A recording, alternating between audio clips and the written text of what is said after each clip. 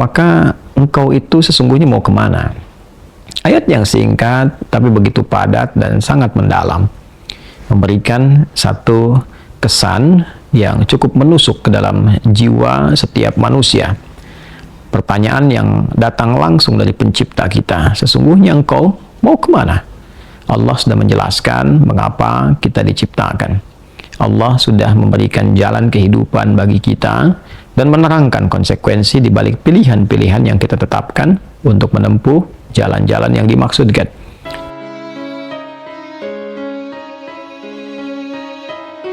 Kita membahas Aqsa dengan cukup panjang. Kali ini kita ingin berbagi pesan yang sangat singkat.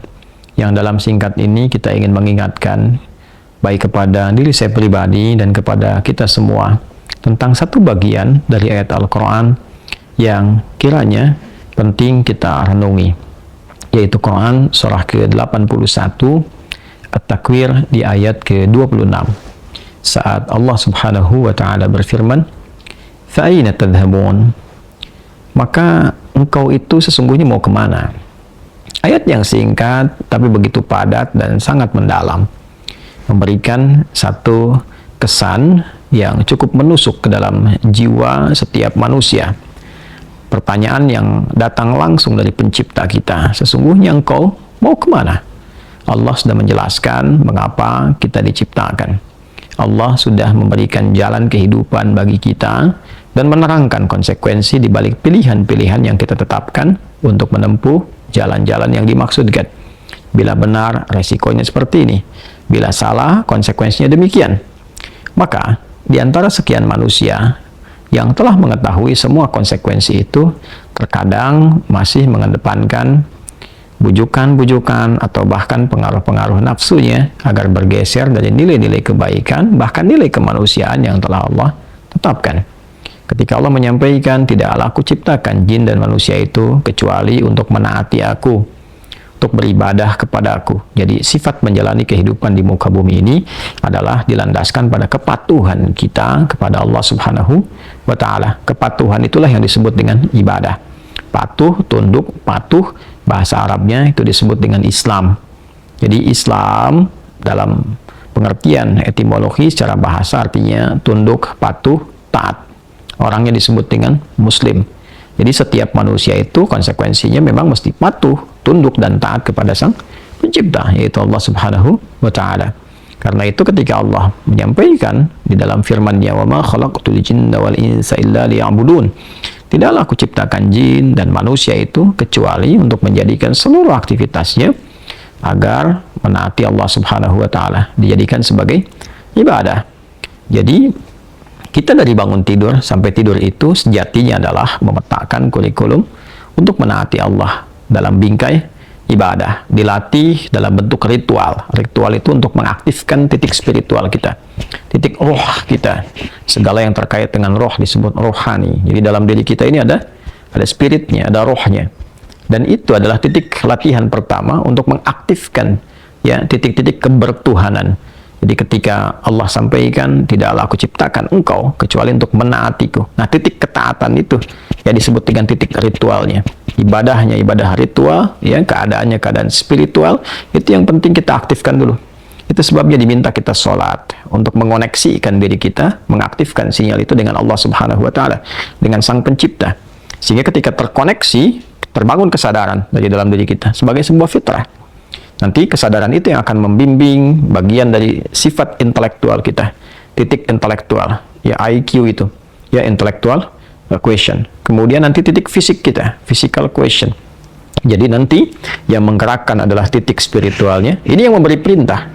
Kalau akal itu masih objektifnya normal saja. Karena dia hanya mengkonstruksikan pikiran, mengolah data, ya, jadi informasi menjadi knowledge. Knowledge itu yang akan diteruskan kepada fisik untuk dieksekusi.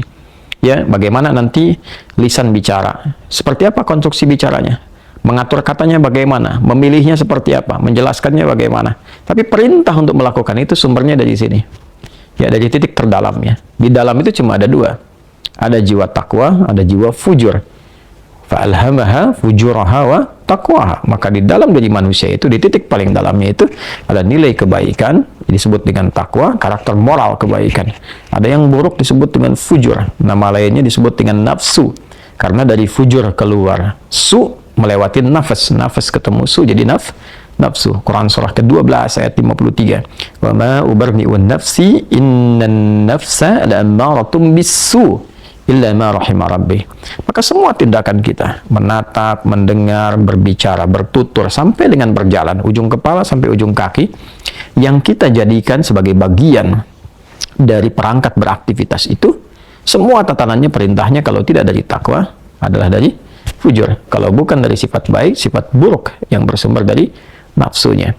Maka semua kegiatan yang kita desain dalam setiap hari itu kita tata, dan Allah tanya, baik, engkau untuk apa bekerja? Ya Allah, saya ingin mencari rezeki. Baik, bagus, untuk dapat uang. Setelah dapat uang mau kemana? Pengen kaya. Setelah kaya mau ngapain? Beli ini, beli itu. Setelah itu mau ngapain? Ditanya terus sampai ujungnya. Fa'ina tadhhabun, sampai ke titik puncaknya. Kalau kamu sudah meraih apa yang kamu inginkan itu, harta sudah banyak, terkumpul, sudah mewah, rumah sudah megah, mobil melimpah, hidup juga kaya begitu rupa, terus mau ngapain?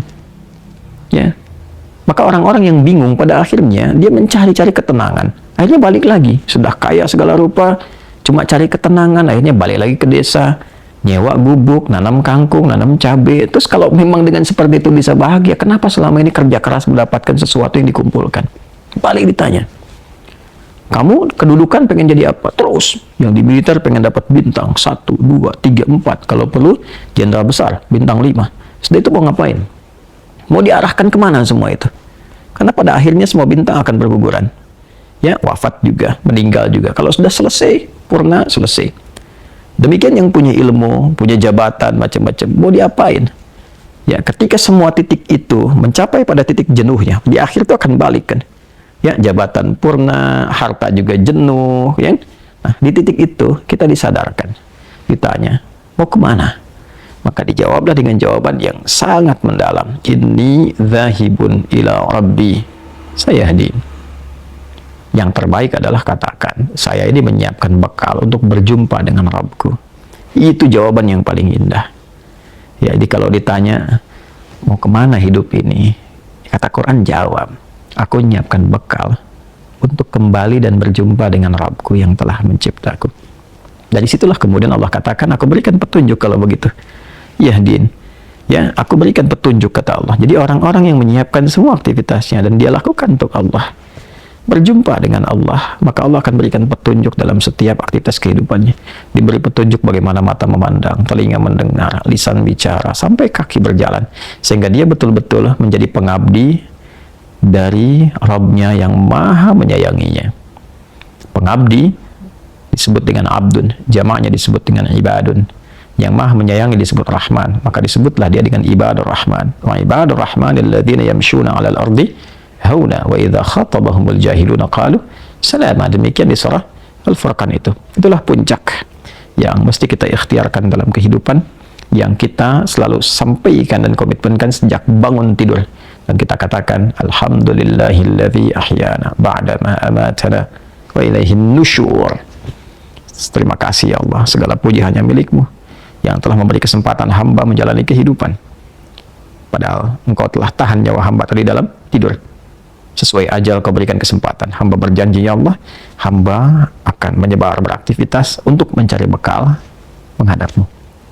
Saudara-saudariku, sedalam, sejauh, sebanyak kegiatan, aktivitas jabatan yang telah kita kumpulkan, harta benda, pengetahuan, sampai detik ini, apakah betul-betul sudah kita siapkan sebagai bekal untuk bertemu dengan Allah?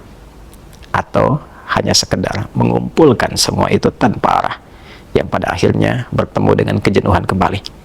Renungkanlah malam ini, malam Jumat. Jumat saat manusia pertama diciptakan, diturunkan dari surga, mengawali misi di dunia, diwafatkan, dan di titik itu kita akan berpisah dengan dunia. Saat azan berkumandang, nampak jelas seluruhnya. Semoga Allah muliakan kita. Selamat merenung. Allahu Akbar. Allahu Akbar.